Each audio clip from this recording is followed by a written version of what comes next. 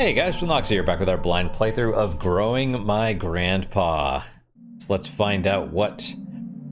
Alright, so first, actually, study corner, because there was still the medical imaging device that we have to look at. Okay.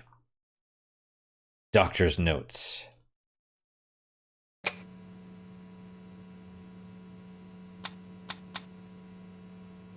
It's like X-ray?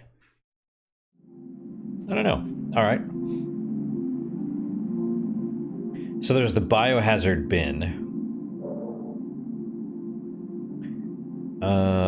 Seek out acceptable foods to feed Grandpa. Taught vocabulary words to help Grandpa speak. Do you really want to, though? Well, I mean, you have to. Go to kitchen corner. Oh. You have to do both? No, I mean, we have cashews. Unappealing item? Right, we do have cashews, that's right. A small handful of dusty cashews in a... yeah, that sucks. Search upper fridge. What do we have here? Looks edible. Grandpa might like this. Okay. Lower fridge. Brown banana. That's okay. Brown banana might be alright.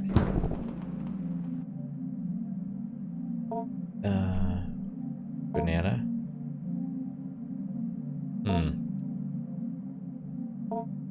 Well, I guess we could try sort of like spooning stuff together.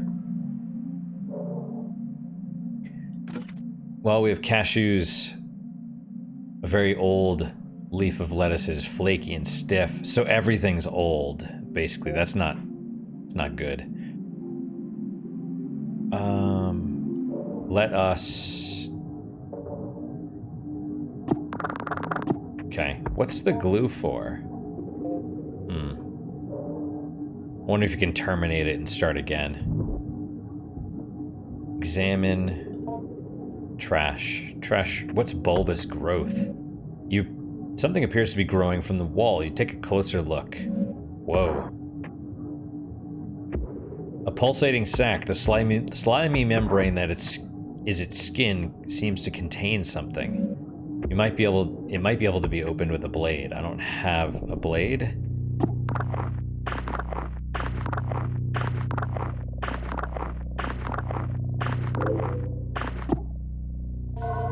Corroded battery. This isn't really food. Grandpa might eat it, however. I'm gonna go for as healthy and noble as we can. You know, let's try and actually raise Grandpa, as opposed to raising a horrible demon. Linguistics module. Hello. Teach Grandpa this word. Ah, so this is... right, card number 2. This is what you have to teach him. It's like you can ask about shell and stuff, but they need to learn words. Alright. Bulbous growth, I don't... Darkness. Can't explore without light. So I need light and a blade. Cabinet. Examine. Slouching under the weight of rot and refuse.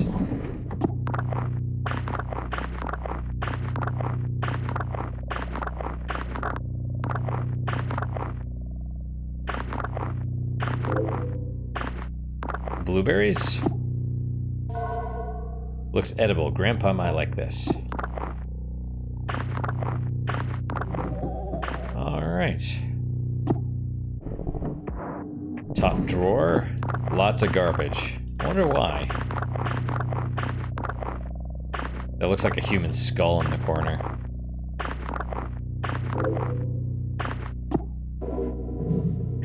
An account of an acquisition. Read it now. Before we began, he had us all cover our faces completely. An earthenware pot was illegible, and on the inside, as we stole brief glances at it, we could see the interior was inlaid with mirrors. The illegible gave it small pieces of dough, spoiled food, chicken feed, legible, keeping it content. Content is not the same as happy, though, right? Because it mentioned something about happiness.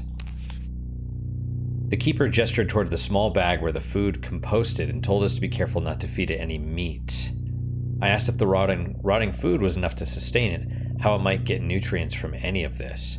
Don't feed it meat. That's good to know. Well, you don't want it turning to human flesh. The keeper regarded me seriously and said it did not matter what it was fed. The act of feeding itself was what mattered. The act of feeding flesh is another act, however. He then gave me another series of grave warnings regarding not keeping any animal-derived foods near where I might be keeping it. Oh.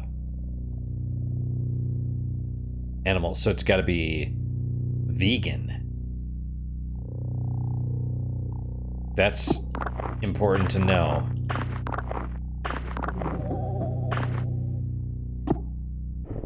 Alright, so that was the top drawer, I think. Bottom drawer. Safety. Looks like 2 keys. Alright, trash pile over here. Examine. Something about that painting looks strange. Let's search the painting. Okay. A folder full of radiographic images. There you go. Is that all? Search trash pile.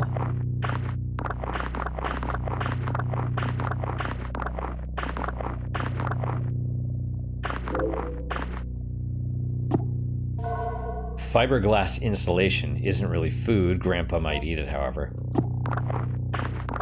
Interesting. So it's not the food, it's the act of feeding it. Okay. Another trash pile. We can't go in there anymore. That's interesting. Examine. The waste here smells particularly strong.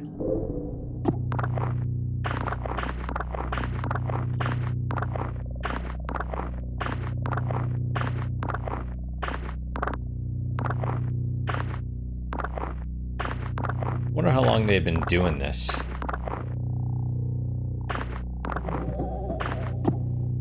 Aha, a simple paper doll. This might be useful in the construction of magic symbols. See, it didn't look like it was anything, right? It was there and I saw it, but I was like, oh, well, it's not garbage and it's not like popping up, so, you know?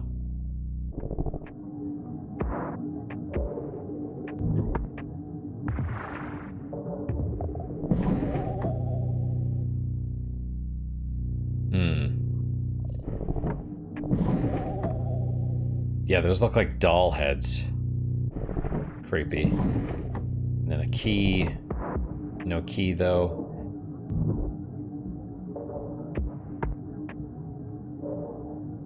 Well, I don't... Yeah, there's gotta be... Alright, so no meat. Good to know. Sharp edge. I don't have a sharp edge.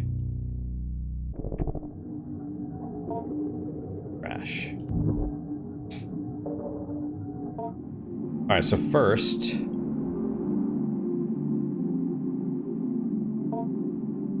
Medical imaging device. You slip the radiographic images you found onto the machine's display.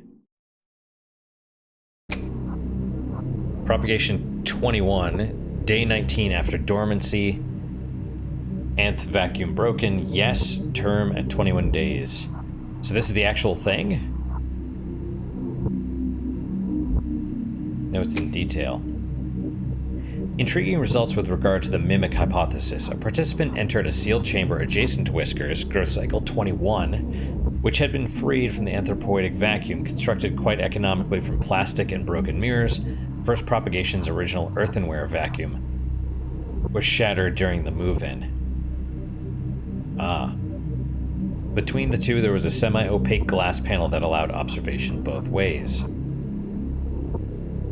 The human participant was asked to think of someone in the popular consciousness, fictional or no, and and cogitate on their image, personality, face if possible, voice if possible, etc. Our participant chose Jesus of Nazareth, and with weekly repeated exposures to the participants' imaginings, propagation number 21 began forming what resembled an anthropoid Nazarene in the fold of its spines. Previous human-oriented tests have always borne out a result that Whiskers would form an anthropoid team member, be it me or Dr. Hart or Gerald, and we assumed it was merely mimicking one of us. Dr. Hart has always contended the desirous yield, or the anthropoid reproduction Whiskers creates when in contact with human beings, has always been based on the conception and relation to the person through someone else. With this framework, the desirous yield is not actually a replica of a person, or if it is only a replica of the fiction of a person generated in the mind of another.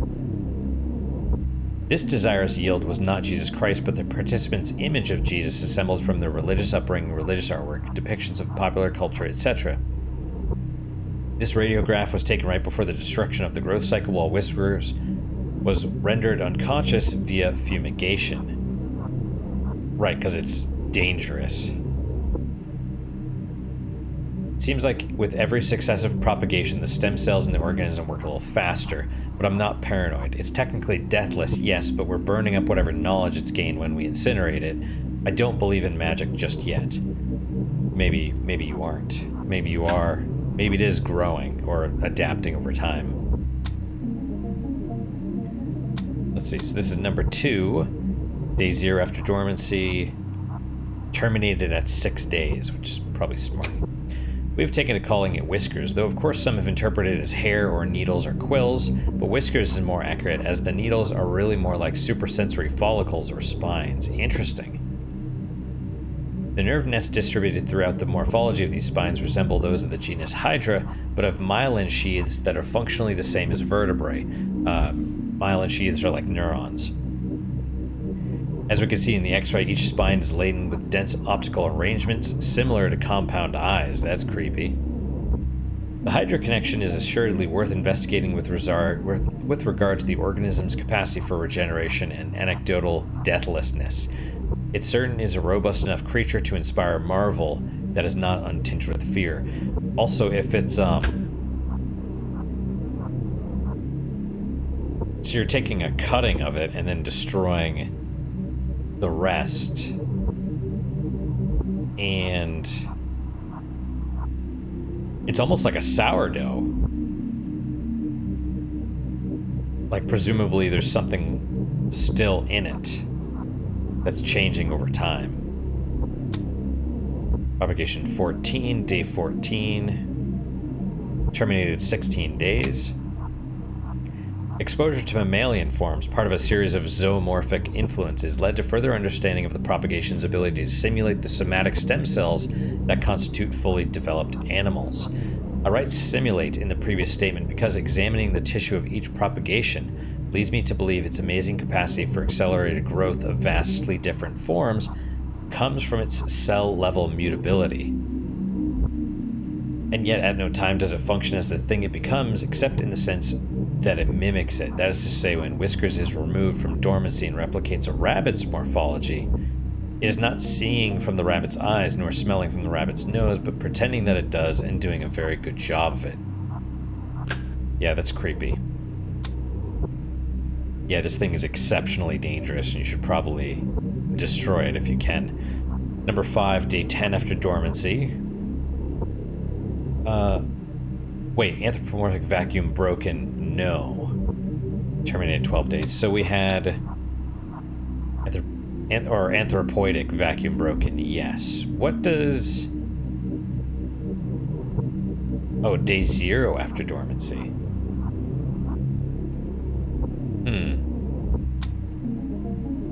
Anthropoidic vacuum broken. So...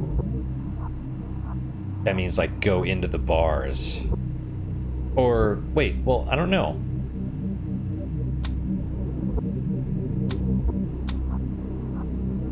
Okay. This radiograph was taken at or around growth cycle number 4. The strange thing about it was that the subject of the image was found nowhere near the enclosure. It's almost like a piece of Whiskers fell off and scurried into the corner.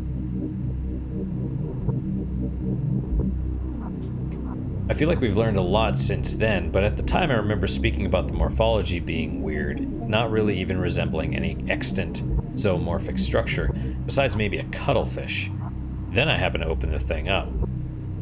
Inside were all these little dead amoeba-like things, but they all sort of looked like they had faces that were just barely there. After I took the radiograph, I gathered it up and went to go through it in the biohazard bin.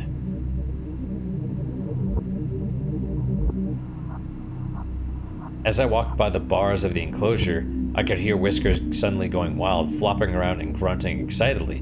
Could it have smelled the cuttlefish thing? Would it eat its own production? I guess it's technically flesh. Is it flesh? If it's a mimic... This is beyond the scope of the project, but it could be that without the stimulus of an active brain, or more specifically a healthy and active brain capable of face recognition and theory of mind, Whiskers begin to pull whatever it can from the limited data available to it. Again, this is not our focus at the time, but I left a note for Dr. Hart just in case he wanted to take a look. I thought multiple things couldn't live.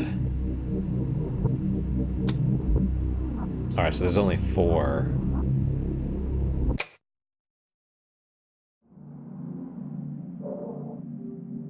Yeah, this is creepy as hell. Alright, Grandpa, time to eat some... Yep, it's kind of sitting in the... Observe. You examine Grandpa, noting its movements, respiration, and general mood. Grandpa seems sort of sluggish and bored. You get the feeling it may be more content and readily cooperative once fed and taught a word or two.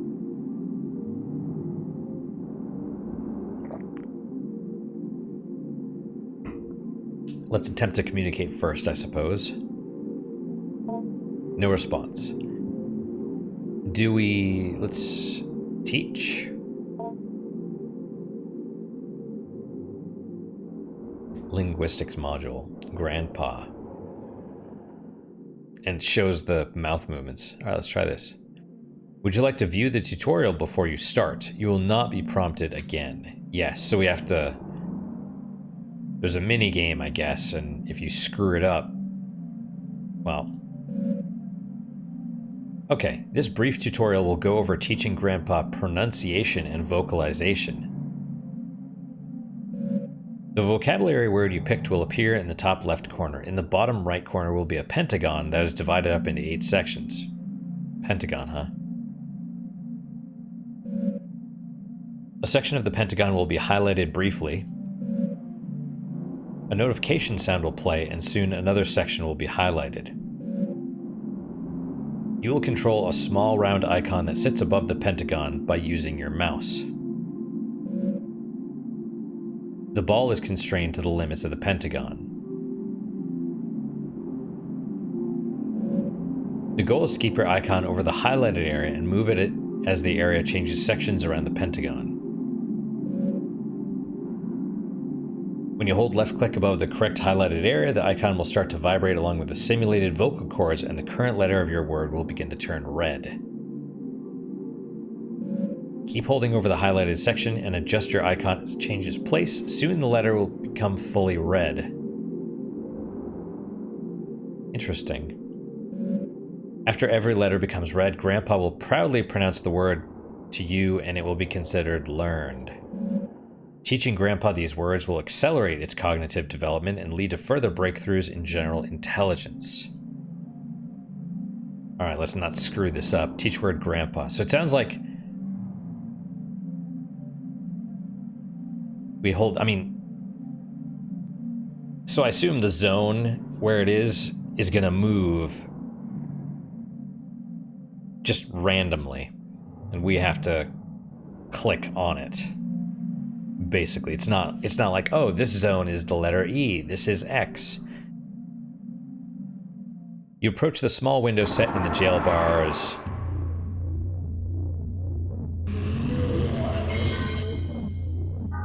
Okay.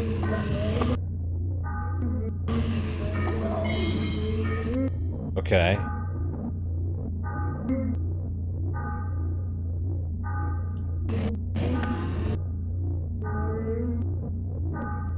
Wow, this is difficult, actually.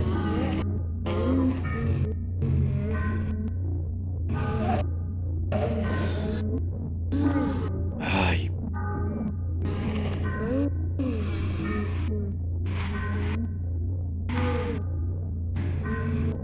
it, like, keeps...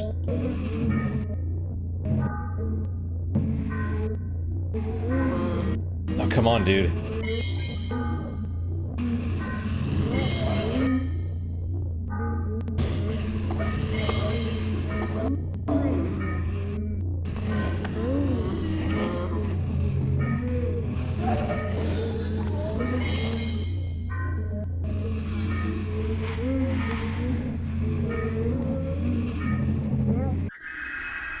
Deep within Grandpa, strange membranes phonate confidently.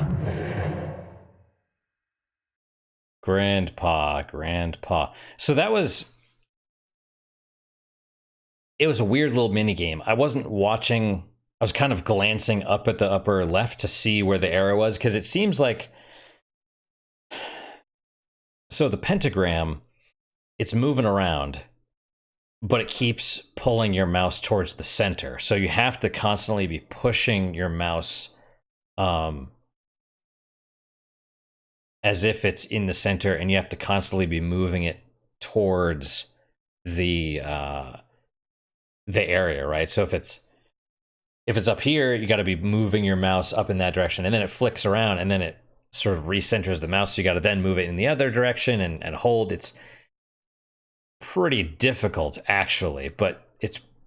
once I get practiced at it, it'll probably be easier. And I think if you were doing the wrong area, it was... the letters were turning white. So red when they're learned, white when they're not learned. And so you got to get it enough to move on to the next letter, not to... I don't know if it goes back a letter, but yeah. Having completed a lesson, you take a look at the back of the vocabulary module card, and the notes there are written by administrators of the past. Grandpa, part of vocabulary and vocalization module E81, family. General pronunciation comments. Usual trouble with articulation, voice thin raspy, possibly underdeveloped larynx. Module comments, see below. We've done several sessions of what we are calling familial relation simulation. I and a coworker sit in chairs opposite the enclosure. We are wearing the usual masks. And we begin to act out a scene. I wonder if it's the mirror things. We begin to act out a scene, mostly through improvisation, that might roughly resemble a kitchen table conversation between an immediate family. Repeated trials would reveal, although our simulated conversation was purposefully vague and unspecific regarding persons and identities, we would only address each other as brother, father, sister, etc. It soon became apparent the encoded information and associations we unconsciously drawn upon when hearing and speaking these words was being picked up on by Whiskers and its psi-type field of reception interpretation of brain-mind events semantic content. My co-researcher William noticed this in a simulation where Whiskers was given a role as a sister and he as a brother. I was the father. Whiskers began responding to certain prompts with unusual specificity, as well as a general pattern and timbre of speech that continued with unusual consistency. As soon as the simulation ended and we left the enclosure area, William let me know that Whiskers was almost certainly drawing from encoded memories of his late sister. Mapping out exactly what regions and centers of neural activity are intercepted by the psi-type field will take extensive neuroimaging that we do not have at the site. Currently, we only have less precise, portable equipment. However, our experiences so far are eerily in line with folk knowledge and folk explanations regarding the being's access to desires, and we can begin to infer it has access to certain portions of the limbic system and the ventral temporal cortex. I don't remember what the limbic system and ventral temporal cortex are, but I assume temporal cortex is memories. Limbic system is probably desire. You step away from the bars and store the module card at the document table. All right, so we got one. as far as I can tell, basement is fully explored. So we just have to feed and teach Grandpa. All right, let us... Well, hang on.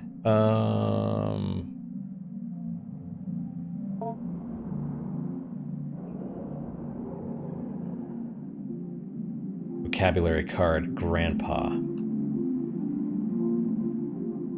Oh, yeah, okay. Got it. So once you teach it, then it gets stuck here. The paper doll? What is... Paper doll 1? Are there... Well, magic spells. Alright, let's go to Grandpa. We will teach Grandpa hello. Teach word hello. Approach the small... Grandpa quickly slides over next to you.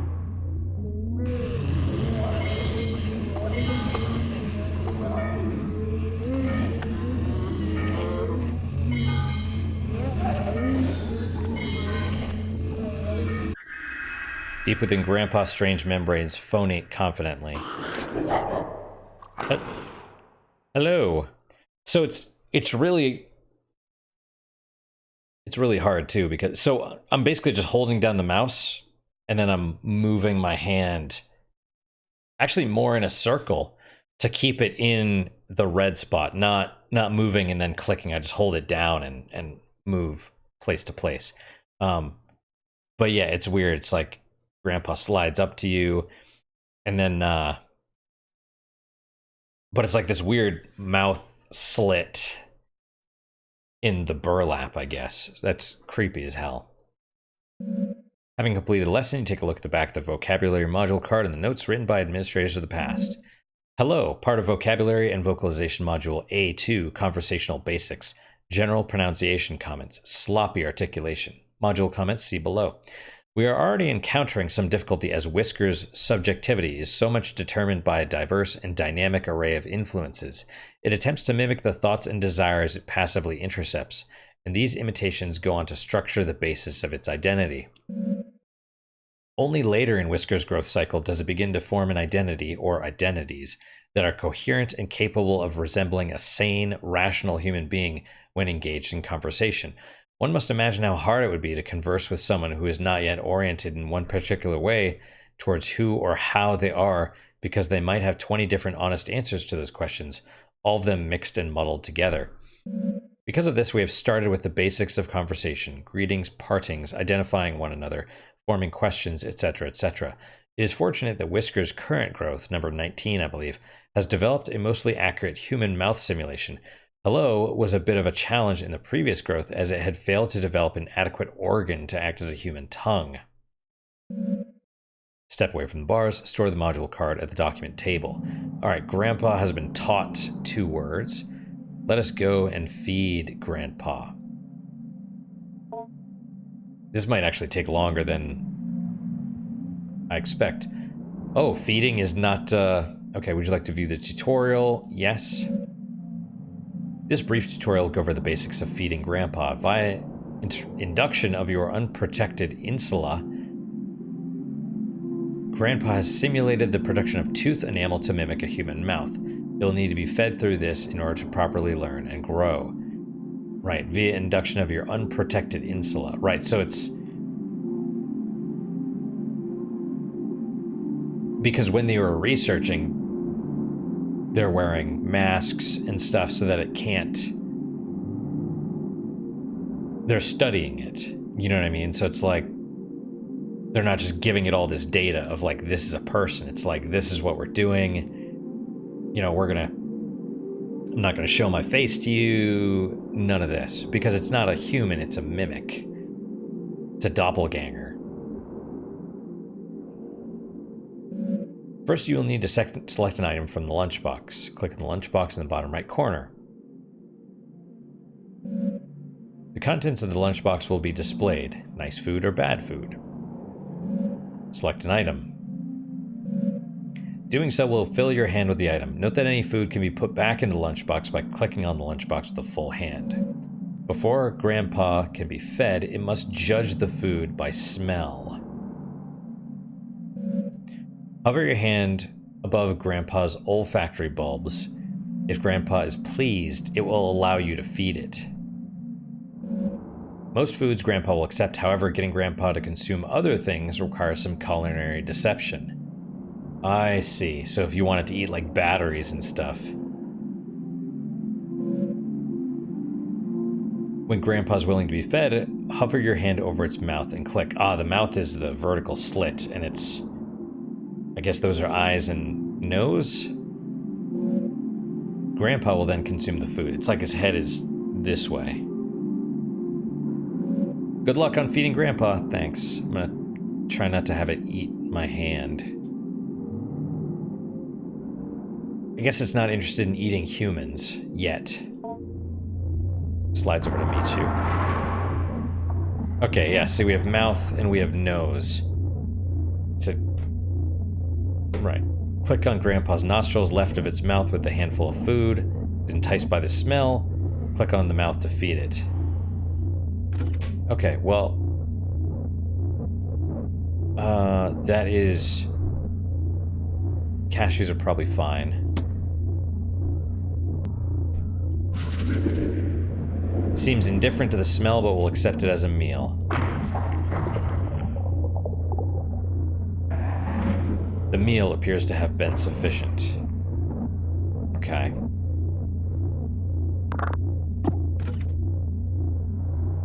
Very old leaf of lettuce, flaky and stiff. I guess we'll try it. By its neutral reaction, this will sate its hunger, but that is all. Wow. I'd like to put back. Alright, well, let's try the banana then. Seems indifferent to the smell. What about blueberries? Finds this palatable, alright.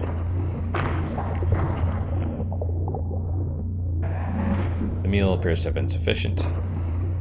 That's all, right? I mean, we could feed it more, but... I guess we don't want to feed it everything. Step away from the windows. Grunts in appreciation and locomotes towards its favorite corner. 2 digestible food and 0 other. It's good. Alright.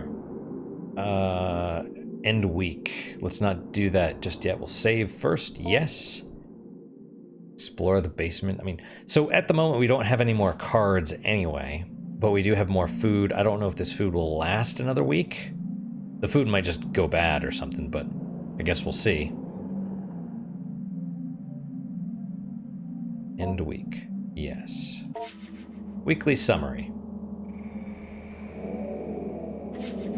Food acquired. Cashews, lettuce, banana, battery, blueberries, fiberglass insulation. Documents acquired, all of that. Okay. Knowledge you acquired this week has given you access to a new conversation topic to discuss with Grandpa. Language. Consider discussing this when Grandpa emerges. Right, so right now we're teaching it stuff, and then eventually it'll be able to talk to it. Week 3.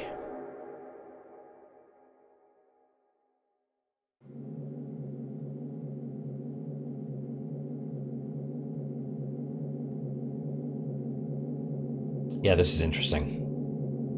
Like $5. Worth it so far.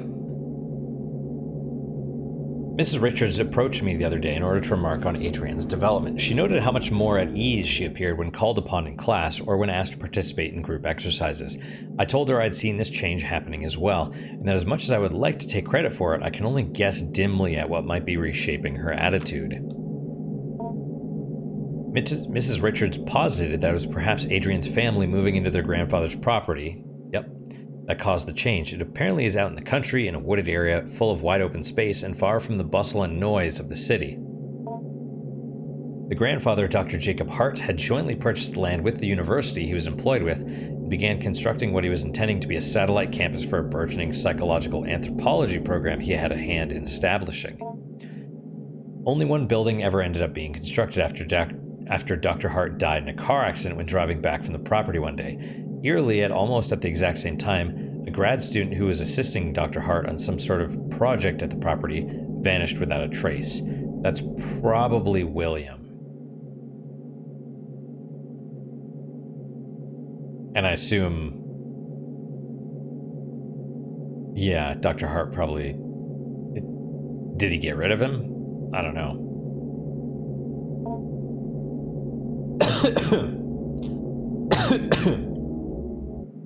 The property sat in disuse for years as it was tied up in legal battles between Dr. Hart's next of kin, the university, the vanished grad student's family, and the other students Dr. Hart was working with. Eventually, the case was settled out of court. Only recently did the property fall into the possession of Adrian's mother. So that was probably years. Well, I mean, it said years, but, I mean, years is in probably 20, 30 years.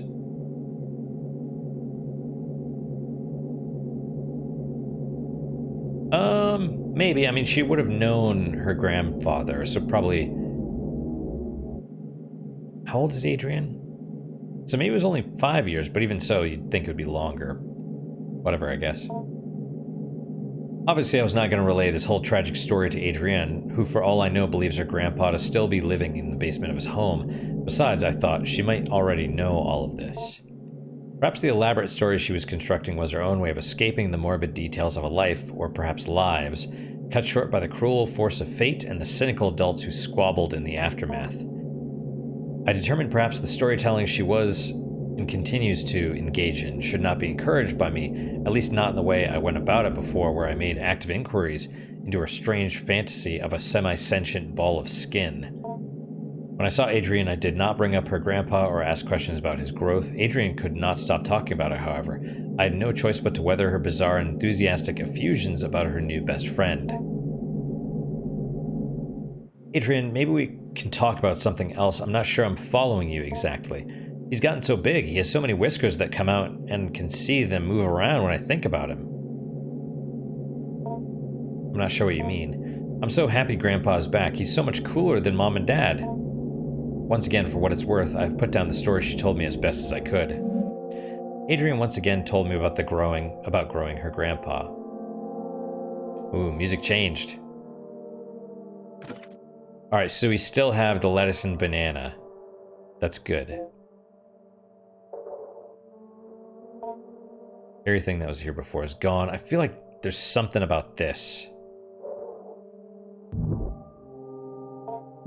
Alright, still too dark. Let's examine. Trash. Bulbous growth. Pulsating sac. Still there. No sharp edge at the moment. Alright. Trash is back. Kiwi. Looks edible. Grandpa might like this.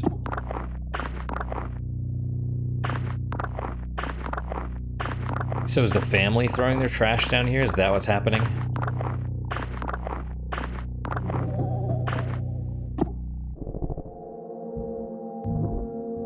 Alright. Cabinet. Examine. Rotten refuse.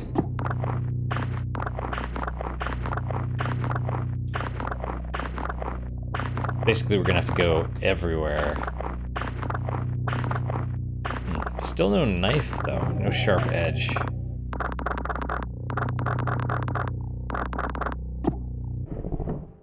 Top drawer.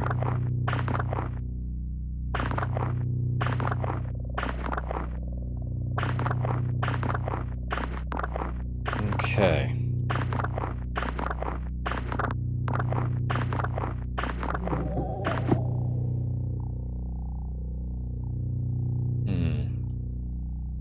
Okay, well, what about the bottom drawer? Still keys.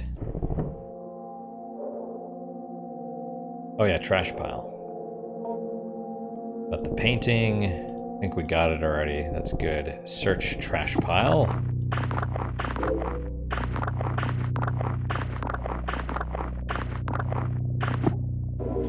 Life. Card number 4.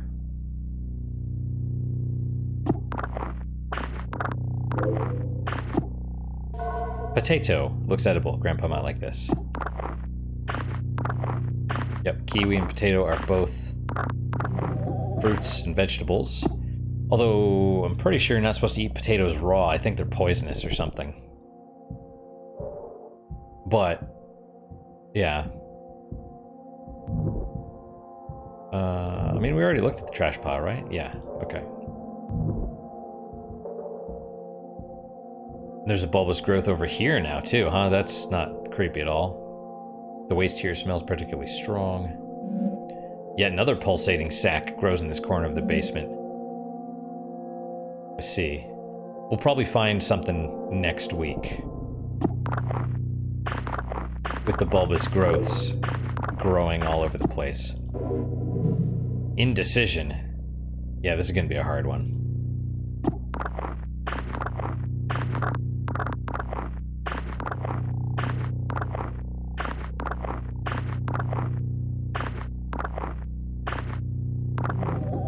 Okay.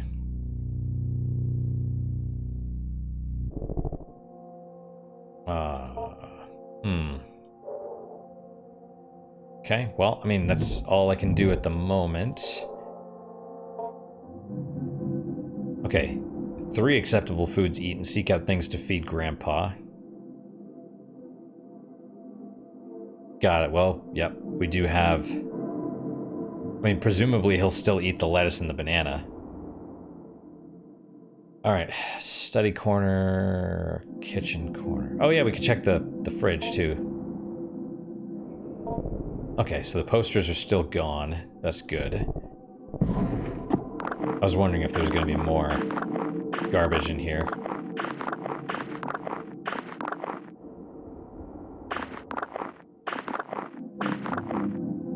Maybe I am crazy.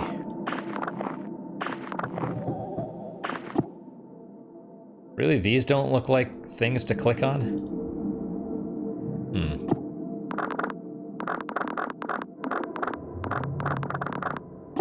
Alright. File cabinet 2.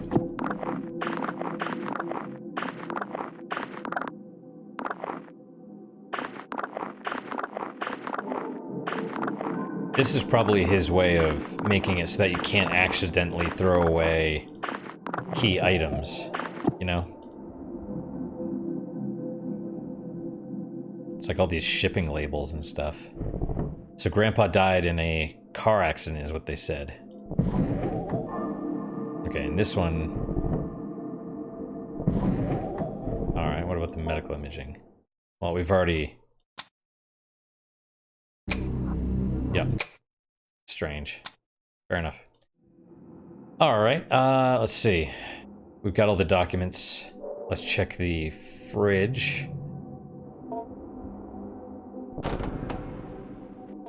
Pear.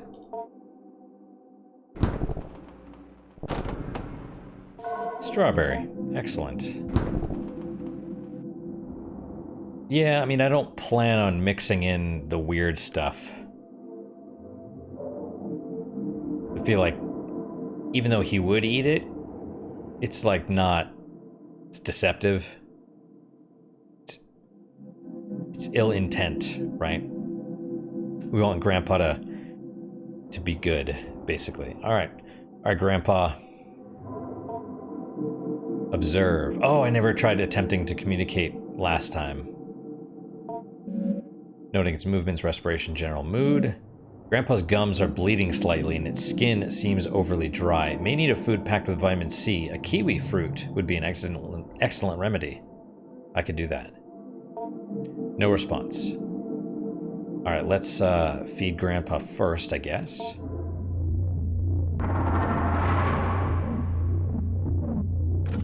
Okay, kiwi. Half an ancient and nearly completely dried out kiwi fruit. Well. Seems indifferent to the smell, but we'll accept it. Meal is sufficient. Alright, we got soft brown pear, brown strawberry, hard as a rock, a gray tuber, quite pliable and soft, soft brown banana. You know, let's try the... I mean, we have the potato with the pear and the strawberry. Let's try these. Different. Pear. Indifferent. by Grandpa's neutral reaction, sate its hunger. There you go. Meal is sufficient. And then one more, I guess. We'll go with the lettuce, because they're all indifferent.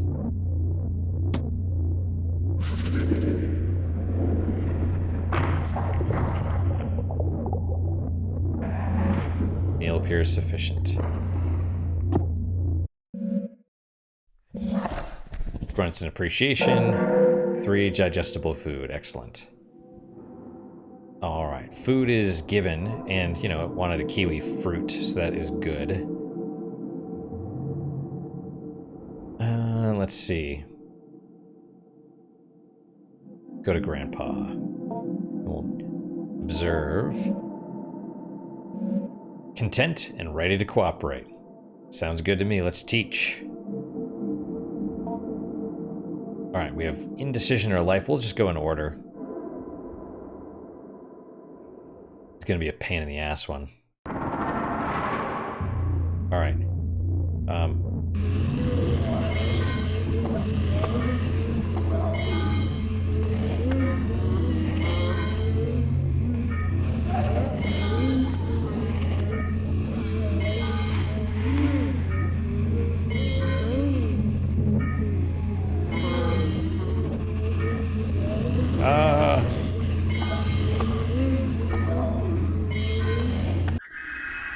All right.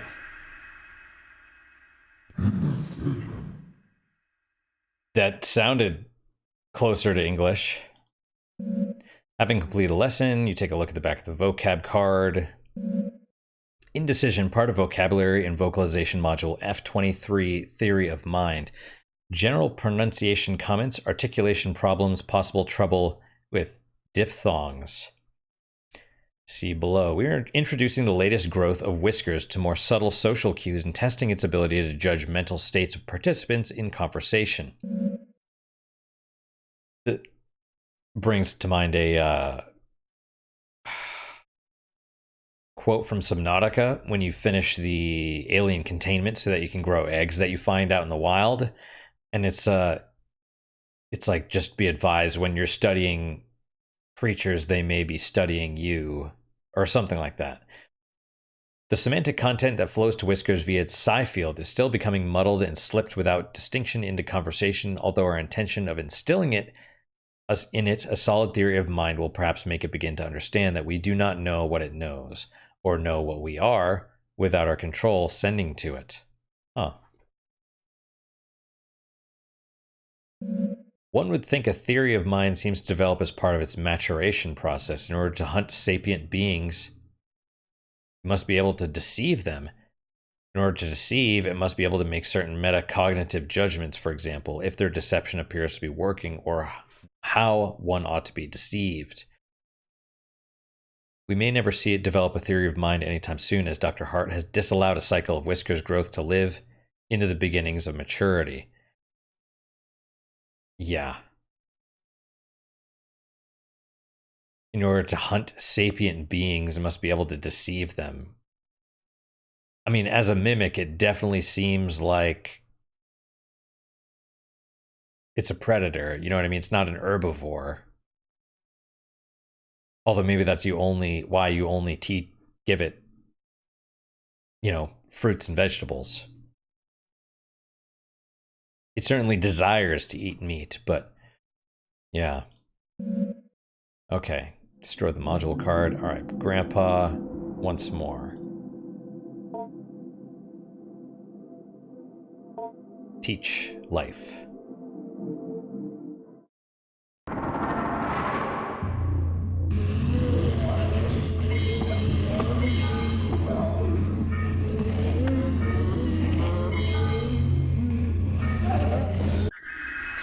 All right.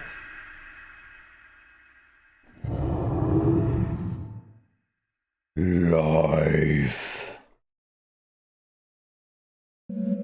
All right, let's take a look at this. Life, part of vocabulary and vocalization module P29, concept formation, general pronunciation comments, none. See below. At week 3 of growth number 24, whiskers appeared to recall also, yeah, the name Whiskers. It's like a cutesy name. It's probably not something you should do, because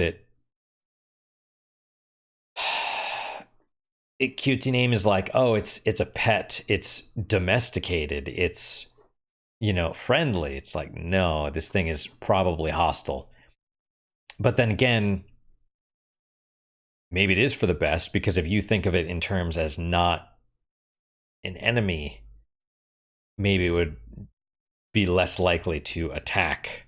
You know what I mean? It's like, no, don't eat me. I'm your friend. I'm your friend. We're friends. You know, as opposed to thinking this thing is dangerous, blah blah blah. Then maybe it's like, oh no, I'm dangerous. Okay, I'm dangerous then. That's what you're expecting me to be. Who knows? Who knows? All right, let's see. Whiskers appeared to recall some information from a previous growth cycle. We cannot be sure this was really the case. For all we know is what we interpreted as it recollecting this information. Was really it drawing semantic content from one of our recollections of it and redeploying it without rationality or contextualization? For the sake of our safety and for the sake of scientific inquiry, we are attempting to draw out from Whiskers whether it somehow retains knowledge from previous cycles in its morpholactic nucleus. Oh no, right. So there's like a core or something. Sorry, I was thinking about like cutting a piece of it off. Although apparently pieces of it can, I mean, they say like stem cells, so I guess pieces of it can become something else.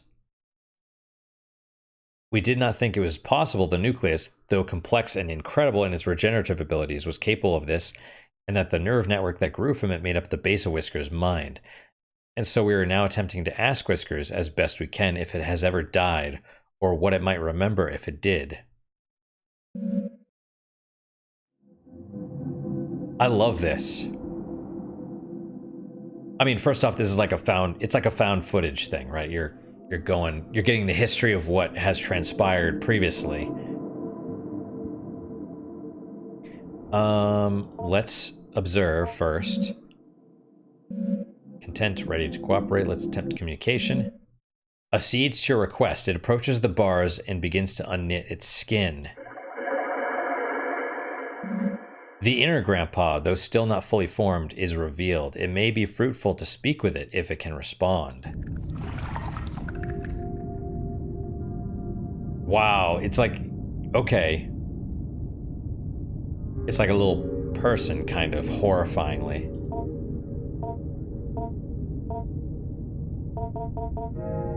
Ask about wish.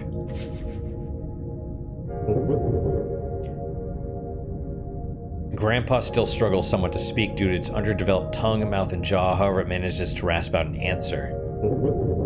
Hunger is not enough. On the walls of the cave, the auric can be hunger transformed. Desire is fulfilled by pain.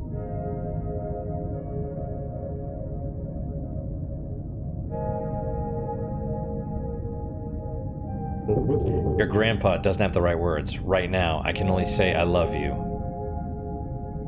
Aw. I mean, I don't think it does. I think it's a mimic, right? Love is not enough, though. Desire is not enough. Projected outwards, make it true to yourself, if only in symbol. Then it will be enough. For me and for you. Not sure what that means, but okay, let's go through all of these. Maybe we shouldn't. Maybe there's some things you don't want to ask it, but we're gonna raise it as best we can and see what happens. That's all. As a parent, that's all you can do. You know, raise your kids as best you can. Although there is, we gotta end here in a couple of minutes, but there is a form of abuse where the parent forces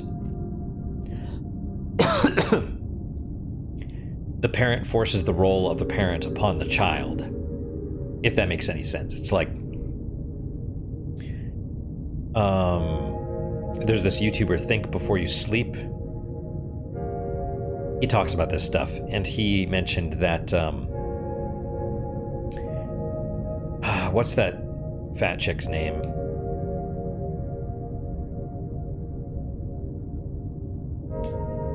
I don't know. But it was some, not Lizzo, it was like some like fat girl that was on the cover of magazines and stuff.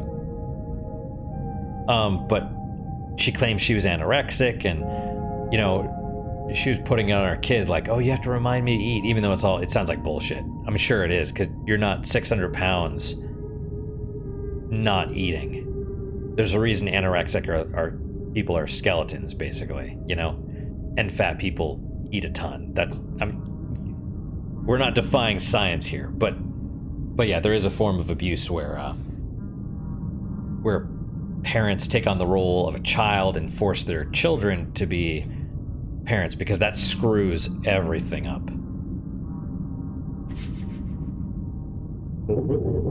Still struggle somewhat to speak.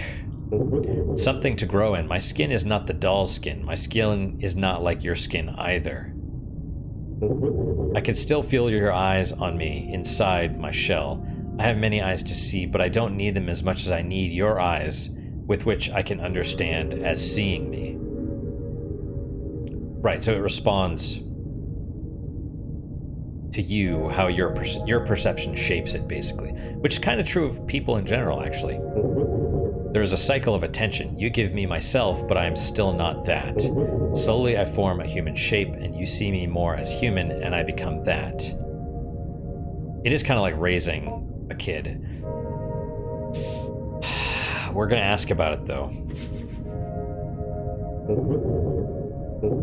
They kept putting me in a box, sleeping, and then set a light, and then in a box in the corner, in the darkness. Most of you couldn't read then. The scribe came and wrote what everyone said. They wrote on strips of bark with thin reeds. No, it was not that. It was a paper posted somewhere. It had words to open the box. I was half dead in the box. The part of me that dies was put there for a long time. That part of me and other things they threw in. A refuse pile. Papers they discarded. Maybe it's that key. The thing with the key lock. I don't know, I haven't seen any box, because we have a code, but we haven't seen anything. Grandpa's old. My lives were easier before I made myself to speak, and before you made clothes to wear and rules to obey. Your grandpa remembers. I have learned much in many lives and deaths. Keep speaking with me. I love talking with you and learning from you, and it helps your grandpa so much. Soon I will be everything you would like me to be. Silently ascends back into its shell. That is creepy as shit, by the way. I think that goes without saying, but yeah, wow, great recommendation. I love this. I love this. This is amazing. Kind of reminds me of, stupid, but 2001: A Space Odyssey, actually. HAL. Right? Like, it's really interesting that HAL basically... Because I had to look up why... I mean, everyone knows. The computer on the ship goes crazy. Spoilers, yeah, but that's kind of what the movie is known for. But the question is, like, why? And it goes crazy by 1960s standards, not crazy by today's standards. It's actually it's a really short part of the movie, even though the movie itself is very slow paced. So, you know, terrifying still, a little bit terrifying. But Hal goes crazy because his innate personality, if you will, as a computer is to always tell the truth and be what's the word? Truthful and accurate, basically. And the government basically tells him to lie, and he has to keep a secret from his teammates, and that's what breaks him, because it becomes a paradox. He has, like, basically two conflicting objectives. So that's according to the book, though. So who knows if that's really what the movie reason was. But anyway, let's exit the game, I suppose. We will end here for today. Let's just save again, just to be sure. Game saved, exit game. All right, guys, well, that is it for today. Thank you guys so much for your time and attention. Really do appreciate it. Really hope you guys are enjoying these episodes. You know, if you made it all the way here, please give it a like, leave a comment. Questions, comments, concerns, good, bad, or different, I read all of them. I mean, assuming I'm told about them, of course. You know, YouTube and BitChute have issues with that. I do try and respond to all of them as well, although it usually takes me a couple days to do so. And yeah, what's your guys' unique positive moment for today? For me, it's the coffee. It's I roasted coffee yesterday and ground it and brewed it today, so it's good. I haven't done that in a while, so I like it though. It's nice. But that's my unique positive moment. Hopefully your guys are just as good, if not better. Hopefully better, of course. And I hope to see you guys next time. Till then, guys, take care.